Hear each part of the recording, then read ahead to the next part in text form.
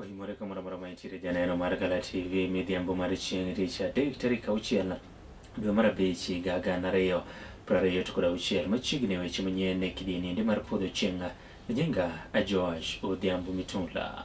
Wachako kama uru ni jalupo moro ma jahigni 35 koro nyowe tonge mane maendi bang' lweny muoch kendo jolupo ka ilaro kar lupo e dho wath nogo ma Mikuyu mayudore kar chung' od bura ma Suba South e kaunti nogo ma Homa Bay.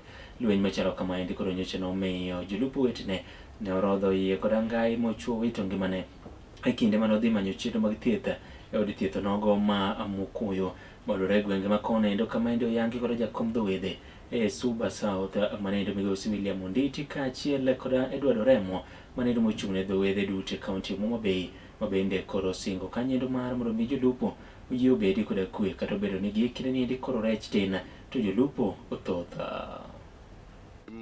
Nahimisha wavuvi wetu ya kwamba unafaa wafanye kazi yao kwa amani. Kuna tukio ilitokea juzi ambapo wavuvi walipigana kwa maji mpaka mmoja wao akafa hapo baharini. Hiyo inakuja sababu ya kuwa watu wetu wameharibu maeneo za uzazi wa samaki.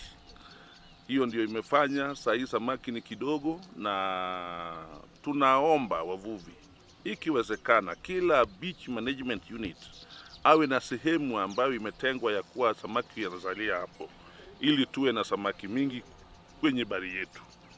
Lazima tuwafundishe. Mafundisho bado inatakikana kabisa kwa wavuvi wetu ili wajue umuhimu wa kulinda sehemu hizo za uzazi wa samaki. Sehemu hizo zilitengwa zamani, hata ziko kwenye rada ya serikali, lakini kuna ulegevu upande wa kutekeleza patrols kwenye sehemu hizo. We are having more fishers entering into the sector while the fish is not growing as fast as a number of the players who are coming in. This is basically due to unemployment and fishing being the only easier source of livelihood for them. This brings a struggle between the resource users and the resource which is being extracted. And so we'll find fishermen fighting over fishing grounds and fishermen also fighting over the little fish that is there, because that is the only way which they can eke a living and also sustain their families and livelihoods. The solution for this would be to look for alternative sources of livelihood for the fishermen and the fisher folk that we are having in Homa Bay County. Kwa sasa idadi ya watu wanaoingia baharini imezidi kiasi ya sehemu ya bahari ambayo tuko nayo. So unaona kwamba kila siku watu wanaenda wakifurugana wakitaka chakula. Mtu anataka kutega nyafu yake pale na mwingine anataka kutega juu ya mwenye alikuwa ametega hapo kitambo.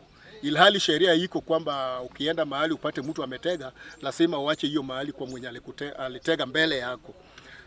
Kwa hivyo tunaona kwamba bado ni jukumu letu, hasa mimi kama mwenyekiti wa miale ya kaunti ya Homa Bay, kuhakikisha ya kwamba tumekaa chini na wavuvi wetu ili kusemezana jinsi tunavyoweza kutumia hii bahari bila kupigana, bila watu kuuana na bila watu kuwa na tafaruki kila uchao. Manake unajua kwamba sehemu yetu ya bahari ni kidogo. Tuko na 6%, na hii 6% kuna sehemu yake ambayo gugumaji inatuzuia kwenda. Pia kuna sehemu ambazo zimetengewa wanaofanya ufugaji wa samaki. Tumebaki na sehemu ndogo sana. Pale juu nje ya 6% ni nchi jirani ambazo tukienda sehemu hizo pia tunashikwa huko, tunatoswa faini, saa zingine vitu vyetu vinapigana. Kwa sababu hiyo sasa inamaanisha kwa ni wajibu wetu kama viongozi wa wavuvi kukaa chini na kusemezana na wavuvi wetu na viongozi wetu kuangalia kwamba tutarudishaje idadi ya watu wanaoingia baharini kila siku. Na hizi changamoto zingine ya watu kupigana, mara kulinda breeding areas, mara kuenda kufanya enforcement bila kibali, tumeyasungumuzia na tukaweka mikakati ambazo zitafanya wavuvi waendelee na uvuvi wao bila kugongana. Riwruok nendo motelo ne kuonde tiegruok kuma githieth pacho kaendi kod dwaro mar mondo mi piny owacho oyoti minondo ne ute thieth kata kuonde tiegruok ma kamago masani koro yawa oyaye pacho kaendi kendo chiwo tiegruok mag iko moko chopo kare mamiyo jogo iko mowuok e kuonde gogo koro gi kinde niendi bedo kod achiedh nade mar thiedho jotuo. Giyango ni nyaka koro tim nonro matuta mar mondo mi one ni tiegruok duto ma ichiwo kanye endo gin mago eko mochopo e rang'iny nogo madwarore. Colleges who are training this course is approved by the TVETA under the name of Health Service Support and not nurse assistant and not nurse aid, and that's why we have a lot of problems across the country. So we would like to tell the public and the parents and guardians who are registered into many of the colleges that we don't have those kind of courses. And the ministry is approved for 1 year course. We don't have course for 2 weeks, 1 month, trained across the countries. We have written many letters. Even in our office, we have given many letters to colleges who are offering this courses for 3 months, but we are not seeing action being taken. We ask the government to take the action and crack down on these colleges who are training for this short period. We can't train a medical student for 3 months or 3 weeks. So these are what we are talking about, and we are very strong here as the members, and we urge the government, please crack down on these colleges who are training for this few time which are not recognized.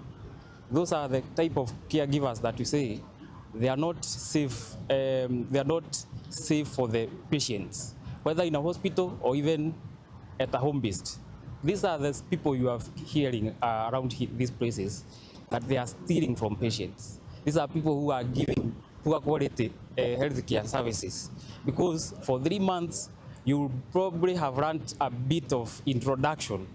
They don't have any practical skills. They don't have any principles in terms of ethics. So these are dangerous people. Ker marana sese pacho kaende Collins Otieno koro nyiso mare wi kwan manoka mag nases mantiere ure thieth mopogore opogore pacho kaende kata obedo ni higa ka higa nases mathoth gin mago eko ma isidho kondo kawuok e kuonde tiegruok mopogore opogore. Ka otwak e kaunti nogo ma Nakuru kinde romo eko mag nases madhi nyime okwedo malich mokalo governors ma pacho kaendi moyango ni koro serema mar ndiko nases e tich e kwan endo mamalo ka oyango ni machiegni ni endi koro nases biro bedo ni onge ute thieth to gintiere oko kaluwore ni tiegruok pod imedo chiwnegi e kuonde mopogore opogore. In Kenya, we have got severe shortage of nurses. It is affecting each and every county. Some counties are doing better, some counties are not doing any better. And being that this I think it is because it is just artificial. It is cosmetic. The shortage is cosmetic because the training of nurses, among the courses that are offered in campuses and universities, nursing is the most hotly sought for training in Kenya. And we currently, all the campuses are full. Up to the next 2 years, there's no opportunity for even taking up the training. And the colleges graduate almost 10,000 graduates, nurse graduates yearly. But ironically, all of them do not get their way into the employment market. So we have nurses who are not employed, but we have opportunities, we have shortage in our health facilities, and I think this is occasioned by majorly failure of the county executives to prioritize employment of nurses, because ideally they are critical. Nursing shortage is very critical and is affecting quality care. One thing that I would want to request the Council of Governors and every stakeholder that is involved in decision making is that when you empower nurses, you empower the healthcare system.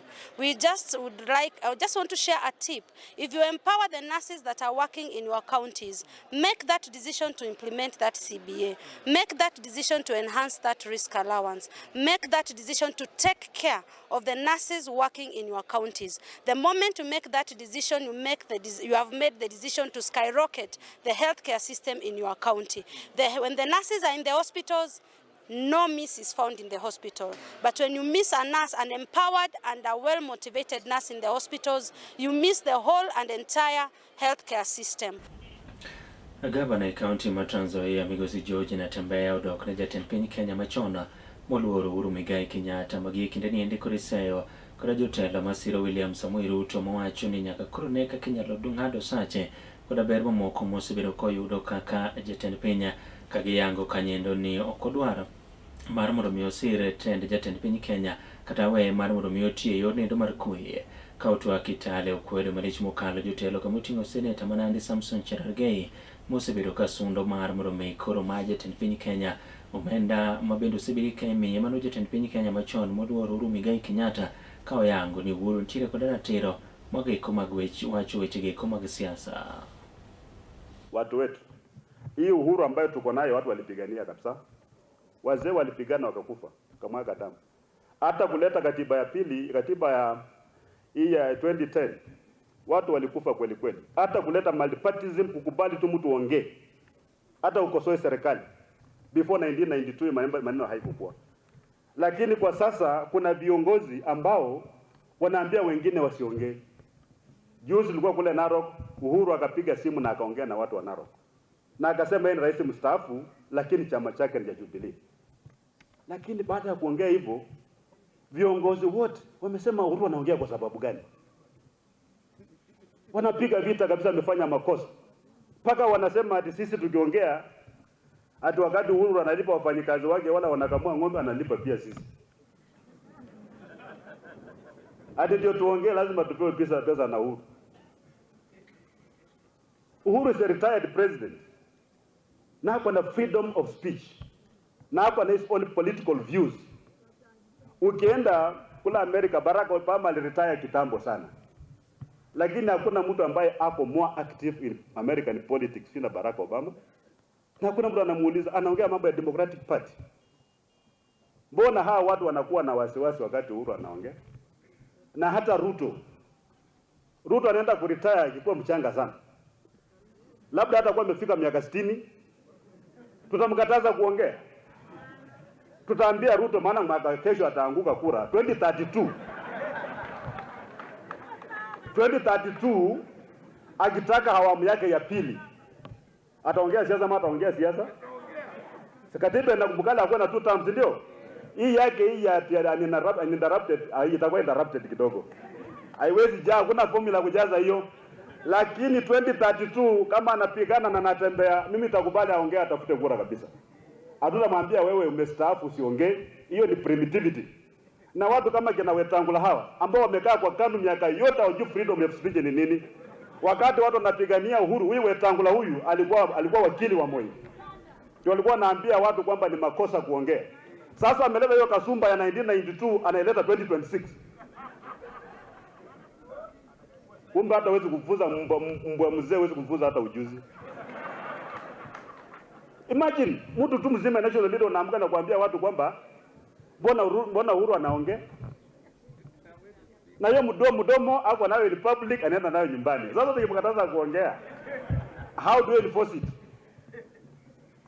Na watu wasipoongea, watu yangu, hata hapa tuanze tusipoongea, kama natembea wamewafinya, msipoongea mfanye maandamano, mtapigana.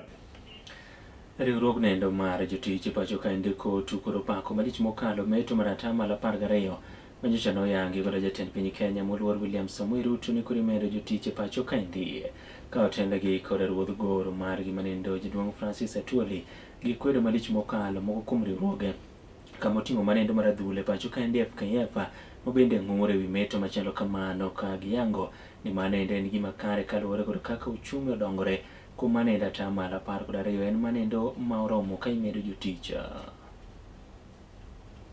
Yes, I want to take this opportunity to clarify the ongoing noise from the Federation of Kenya Employers. Federation of Kenya Employers, they are very much aware that once the president has announced wage increase, it is gazetted. Once it is gazetted, it becomes automatically law. And the president this time, like President Jomo Kenyatta, like President Moi, he announced general wage increase. And I explained this very clearly. General wage increase is not minimum wage. And once the Gazette notice is issued, that is a policy directive to all employers. And they know. And the FK cannot say, oh, this is not anchored on any law, this is not anchored on what? The president's announcement or a presidential order in line with the regulations provided for, one being gazettement, it automatically becomes enforceable. So Jacqueline Mugo should not mislead employers. We have had general wage increase. We have had, what about those people who have collective bargaining agreements are those who are unionized. And the majority of Kenyan workers are not unionized. Some are not members of any union. Some are on poor contracts. Some are on temporary jobs. Some are on piecemeal jobs. Some are casuals. Some are on different types of contracts. And these people must be protected by the government. And for the government to protect them, once a general wage increase has been increased, it covers them. And I know for sure that Jacqueline Mugo, the executive director of FKE, she has been anti-government for a long time. She doesn't give any government any support at all. And her work as a member of the social tripartite group, she's supposed to work closely with the government. She's supposed to closely work with the employers. That is her work. Agi kanyo bide makele gi komar miwe chimanyene kidini ndi mar podho chieng to kodwa sa chiela e kidini ndi mar machiegni pacho ka chiel koda sa deki kidinyo nogo mar nyendo weche kami brodo weche moko mathoth kumana endo bede mana kete Kala TV nikech ma e wadwa riti masani nyinga Joash Odhiambo Mitula.